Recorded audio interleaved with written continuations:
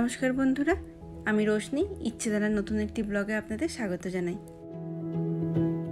আজ মঙ্গলবার, ঘড়িতে এখন দুপুর 2টোর মতো বাজে। আজকে আমি বাড়িতে একাই আছি, ছেলেরা স্কুলে গেছে আর মিকুর বাবা অফিসে। তার জন্য আমার জন্য আলাদা করে রান্নার কোনো ব্যবস্থাই করিনি। ফ্রিজে যা ছিল তাই দিয়ে আমার মোটামুটি হয়ে গেছে। তবে ছেলেরা তবে স্কুল থেকে এসে খাবে, তার জন্য ওদের জন্য একটু কলাইশুঁটি কচুরি করছি। ভালোই হবে, ওরাও খেতে পারবে, আর মিকুর বাবা অফিস থেকে আসলে তখন একটু দিতে পারবো। এই মটরশুঁটিগুলো ফ্রোজেন, এগুলো বেশ গরম জলেতে একটু ভিজিয়ে রাখছি, তাহলে বেশ নরম হয়ে যাবে আর এই বরফটা গলে যাবে। তবে এখানকার দোকানগুলোতে নর্মাল মটরশুঁটিও কিন্তু পাওয়া যায়। যদি কখনো কাঁচা খেতে ইচ্ছে করে তখন ওগুলো নিয়ে আসি। আর না হলে এগুলো বেশ সুবিধা, ছাড়ানোর কোনো ব্যাপার থাকে না। হঠাৎ করে কোনো তরকারিতে দিতে ইচ্ছা করলে দেওয়া যেতে পারে। আর এর সাথে দিলাম একটু আদা আর লঙ্কা। প্রায় কয়েকদিনই হয়ে গেল ছেলেদের স্কুলও শুরু হয়ে গেছে, তাই বাড়িতে একা থাকাটা অনেকটা অভ্যস্ত হয়ে গেছি। তবে মিকুকে স্কুলে পাঠিয়েও না একদম শান্তি নেই। এই মাত্র 2 সপ্তাহ হলো স্কুল শুরু হয়েছে, তাতেই 5 দিন আমাকে স্কুল থেকে ফোন করেছিল। রোজ স্কুলে কিছু না কিছু ঘটেই আসছে। আসলে এখানে কোনো বাচ্চা স্কুলেতে গিয়ে যদি কোথাও লাগিয়ে ফেলে, সেটা স্কুল থেকেই বাড়িতে একবার জানিয়ে দেয়। তো সেই রকমই রোজই প্রায় কোনো না কোনো জায়গাতে লাগাচ্ছে। একদিন পায়ে লাগাচ্ছে, একদিন মাথায় লাগাচ্ছে, একদিন দাঁত দিয়ে রক্ত বার করছে। মানে রোজই কিছু না কিছু ঘটছে। তাই সকালে স্কুলে পাঠাবার পর থেকেই বেশ ভয়ে ভয়ে থাকি, মনে হয় এই বোধহয় ফোন করলো। এখানকার সব স্কুলগুলোতেই ফার্স্ট এডের একটা ব্যবস্থা থাকেই, তাই কোথাও কিছু যদি লেগে যায় মানে প্রাথমিক চিকিৎসাটা ওনারা করে দেন। এই যেমন কালকে দাঁতে লেগেছিল, তখন টিস্যু দিয়েছিল রক্তটা যাতে না বের হয়। তারপর যদি বেশি বাড়াবাড়ি কিছু হয়, মানে কেউ যদি বমি করলো বা হঠাৎ করে জ্বর আসলো, তখন স্কুল থেকে ফোন করে বলে নিয়ে যেতে। আসলে ওরা তো অনেকটাই ছোট, তাই স্কুলেতে যদি কোনো ঘটনা ঘটে তাহলে ওনারাই সেটা স্কুল থেকে বাড়িতে ফোন করে খবরটা দিয়ে দেন। শুধু এইটুকুনই বলে যে দেবার ফোনে আজকে মাথায় লেগেছিল, আমরা আইস প্যাক দিয়েছি, এখনও ভালো আছে। এই রকম এই কচুরির ডেলিগুলো করে মিকাকে এবার স্কুল থেকে নিয়ে আসতে হবে। আর এদিকে তেলটাকেও হালকা করে গরম করে রেখেছি, তাহলে আর এসে অনেকক্ষণ সময় লাগবে না। এই যে হয়ে গেছে, এবার ঢাকা দিয়ে রেখে দিই।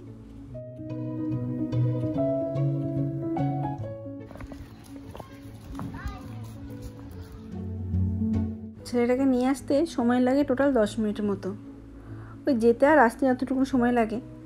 মিকু হাত ধুতে গেল, আর ওই দাদার আসতে এখনও 5-7 মিনিট মতো সময় লাগবে। এই বেলে রাখছি, দাদা আসলে একবারে ভাজবো। এটা মিকুর প্রত্যেক দিনের কাজ। ওই স্কুল থেকে আসার পরই ড্রেস চেঞ্জ করে এখানে উঠে দাঁড়িয়ে থাকে। ওই কখন দাদা আসবে সেটা দাঁড়িয়ে দাঁড়িয়ে দেখবে। ওই যে ওদের স্কুল গাড়িটা চলে গেল, ওই যে দেবাঙ্কন আসছে। আর এই সময় না ক্রসিং গার্ডটা ওখানে থাকেন, তার জন্য আমরাও থাকি বেশ চিন্তামুক্ত। যাই এবার আস্তে আস্তে কচুরিগুলো ভাজা শুরু করি।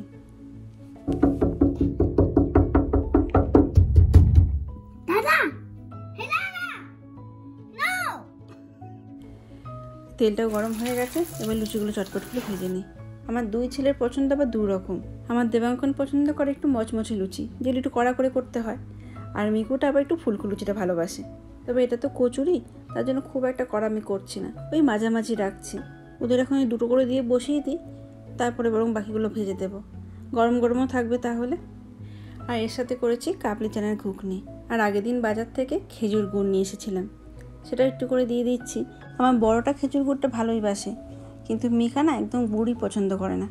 জানি না এই গুড়টা খাবে কি না, না খেলে তখন সরিয়ে নেব।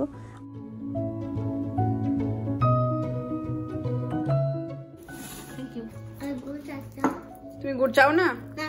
তুই এই গুড়টা খেয়ে দেখেছিস কেমন? তুই টেস্ট করে দেখ। দাঁড়া দাঁড়া দাঁড়া, কেন একটু টেস্ট করে দেখ কেমন কেমন। তাহলে খাবো না বলছি প্রথমেই, জল দিচ্ছি। এখন এই সন্ধ্যে 6:30 মতো বাজে। এসেছি মিকাকে টিউশনিতে ছাড়তে। এই সামনেই ওর ক্লাস, আর তার পাশেই হচ্ছে এখানকার গ্রসারি মার্কেট আছে। 8 ঘন্টার ক্লাস, তার জন্য আর বাড়ি যাব না। ওকে এই ক্লাসেতে ঢুকিয়ে আমরা একটু দোকানটা থেকে ঘুরে আসবো। কিছু টুকটাক কিছু কেনারও আছে। দাঁড়, আগে একটা বাজারে কার্ড নিয়ে নিই। এখানে না যে কোনো জায়গাতেই কার্ডগুলো নিতে গেলে $1 করে লাগে। এই যে লেখাই রয়েছে $1 ডিপোজিট করতে হবে।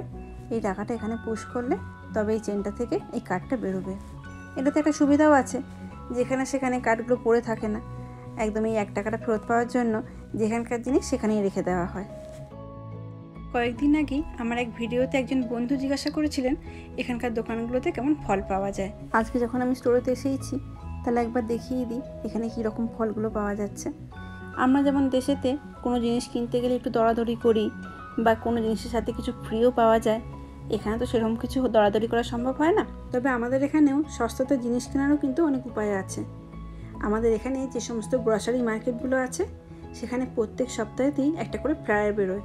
সেখানে লেখা থাকে কোন জিনিসে কীরকম দাম, আগে কত ছিল এখন কততে দিচ্ছে, বা কোনটাতে কত ডিসকাউন্ট আছে, সবটাই না পুরো লেখা থাকে। আর এক একটা দোকানেতে এক একটা জিনিসের উপর এরকম অফার থাকে, তাই যার যখন যে জিনিসটা দরকার হয় সে সেই দোকান থেকে জিনিসটা কিনতে পারে, তাহলে জিনিসটা অনেকটা কম দামেতেও পাওয়া যায়। আর এছাড়াও ক্যানাডাতে এমন অনেক দোকান আছে যে দোকানে ধরুন আপনি কোনো জিনিস কিনে দেখলেন এই জিনিসটার উপর অন্য কোনো দোকানেতে ডিসকাউন্ট আছে, তখন যদি ওই দোকানের ফ্লায়ারটা যদি আপনি দেখাতে পারেন তাহলে কিন্তু এই দোকানেও ডিসকাউন্ট না থাকলেও আপনি ওই দামেতেই জিনিসটা পাবেন।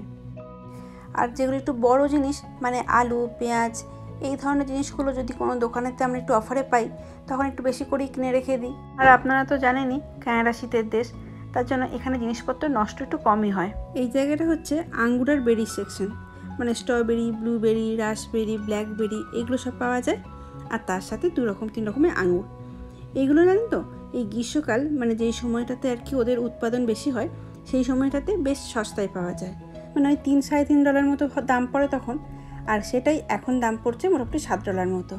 ওই দামে একটু তারতম্য হয়, তা না হলে কিন্তু এখন যেরকম ফল দেখা যাচ্ছে সারা বছরই একই রকম ফল থাকে। এইসব দেশগুলোতে এই মিষ্টি জাতীয় ফলগুলোর সংখ্যা একটু কম থাকে। দেখুন চতুর্দিকে যা ফলই দেখবেন বেশিরভাগই হয় একটু টকটক। এখানেও যেরকম পিচ, পাম, কিছু লেবু, এই যেটা রয়েছে বাতাবি লেবু, আর এর ঠিক পাশের এই ছোটো লেবুটা হচ্ছে গ্রেপ ফ্রুট। বাতাবি লেবুর মতনই কিন্তু খেতে লাগে অনেকটা। আর এখানকার প্রায় প্রত্যেকটা দোকানেতেই অর্গানিক আর নন অর্গানিক দুটো আলাদা আলাদাভাবে পাওয়া যায়। অর্গানিক ফলমূলগুলো সবই যেহেতু কীটনাশক ছাড়া তৈরি হয় তার জন্য দাম একটু অপেক্ষাকৃত বেশিই থাকে।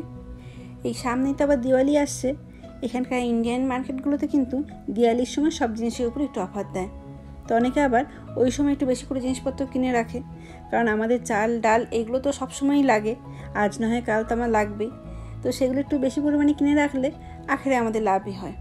এই যে এখান থেকে নেব এটা পেঁয়াজের ব্যাগ, এগুলো 4.5 কেজির ব্যাগ আর কি, তবে লুজও আলাদা করে পাওয়া যায়, তবে যেহেতু পেঁয়াজটা তো আমাদের লাগে, লুজ কিনলে সে তুলনায় আমাদের লোকসান, সেই জন্য বড় প্যাকেটই কিনে নিই। আর এখান থেকে নেব একটা স্কোয়াশ, এখানে স্কোয়াশও অনেক রকম পাওয়া যায়, আর স্কোয়াশ কিন্তু অনেকটা কুমড়োর মতো খেতে। অনেকেই আমাকে আগের একটা ভিডিওতে বলেছিলেন এটা নাকি স্কোয়াশ নয়, আমি ঠিক জানি না, আমাদের দেশে তো হয়তো এটাকে অন্য নামে ডাকে। আর পাশেই রয়েছে কচু, এখানে কিন্তু কচু মাংসের থেকেও বেশি দামে বিক্রি হয়। আর এর পাশে এটাকে তো ইঁচড় ভেবে নিয়েছিলাম প্রায়, তারপরে নামটা দেখতে গিয়ে দেখছি বেড নাট লেখা রয়েছে। এটা অনেকটা ইঁচড়ের মতোই মনে হয় খেতে, কিন্তু ঠিক কেমন খেতে সেটা একবার নেটে সার্চ করে দেখব, তারপরে দরকার হলে পরের দিন নিয়ে যাব। আর এই দেখুন এই দোকানগুলোতে গোটা গোটা ডাবও পাওয়া যায়, তবে বেশ কস্টলি। দেখুন একটা ডাবের দামই হচ্ছে $4। এর জন্যই কস্কো থেকে আমি ডাইরেক্ট কোকোনাট ওয়াটার নিয়ে আসি, এগুলো অপেক্ষাকৃত একটু কম দাম পড়ে। আর এখান থেকে নেব একটা অর্গানিকের এই বেবি ক্যারট, এগুলো তো ছেলেরা কাঁচা খায়, তাই এই জিনিসটা অর্গানিক নিলাম। প্রত্যেক সপ্তাহে এই দোকানে আমি 2 বার করে আসি, কারণ এই পাশেই ক্লাস করতে আসে, ওই সময়টা আর বাইরে বসে থেকে কি করব, এই দোকানে একবার ঘুরে যাই। আর ঘুরতে তো শুধু আসা হয় না, সঙ্গে করে অনেকগুলো জিনিসও কেনা হয়ে যায়। এই দোকানে আখগুলোকে দেখলেই না কিনতে খুব ইচ্ছা করে, কিন্তু এই সাহস পাই না। আগে এই আখ কত ছাড়িয়ে খেয়েছি, আর এখন এই ছাড়িয়ে খাওয়ার কথা ভাবলেই মনে হয় যদি দাঁতটা ভেঙে যায় তখন কি হবে, সেই ভয়তে আর আমার আখ কিনে খাওয়াই হলো না। মাঝে মাঝে দোকানের ধারেতে এখন এই আখের রস পাওয়া যায়, সেগুলো কিনে খাই, কিন্তু সেই স্বাদ তো আর পাওয়া যায় না। এটা মাছের সেকশন, সামনেই পুজো আসছে, এই মন চাইলেই তো আর বাইরে থেকে কাটলেট খেতে পারবো না, তার জন্য এই ফিলেটা নিয়ে যাচ্ছি, যদি ইচ্ছা করে একটু বাড়িতেই করতে পারবো। এটা একটা বাসা মাছের ফিলে, এখানে তেলাপিয়া মাছের ফিলেও ছিল, ওটা আর নিলাম না।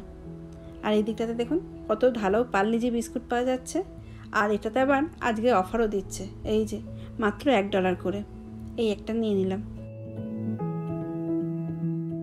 এইসব দোকানেতে না ফ্রোজেন খাবার যেগুলো পাওয়া যায় সেগুলোও কিন্তু বেশ ভালো, মানে একটা জিনিস মনে করুন ধরুন বিনস বা ডাঁটা, এগুলো তো আমাদের খুবই কম লাগে, তাই সেই সব জিনিসগুলো যদি ফ্রোজেন নিয়ে যাওয়া হয় তাহলে আমার অনেক দিন চলে যায়, আর সেটার থেকেও বড় কথা জিনিসগুলো নষ্ট হয় না।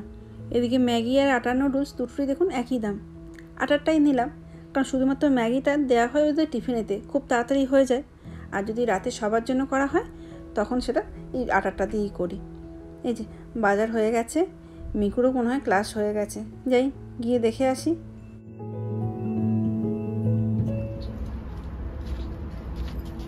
হয়েছে? কি বই নিয়েছো?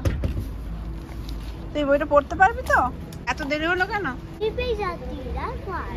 3 পেজ ছিল, 3 পেজ তো কম। 3 page খুব হাই। তাই হ্যাঁ। এই কার্ডটা জমা দিয়ে আসি, এখন ওই 7:15 মতো বাজে। আজ তাহলে আমার ভিডিওটা এখানেই শেষ করছি। কেমন লাগলো অবশ্যই জানাবেন। যদি ভালো লেগে থাকে লাইক শেয়ার কমেন্ট করে দেওয়ার জন্য অনুরোধ করে রাখলাম। ভালো থাকবেন, সুস্থ থাকবেন। আবার দেখা হবে খুব তাড়াতাড়ি অন্য একটি ব্লগে।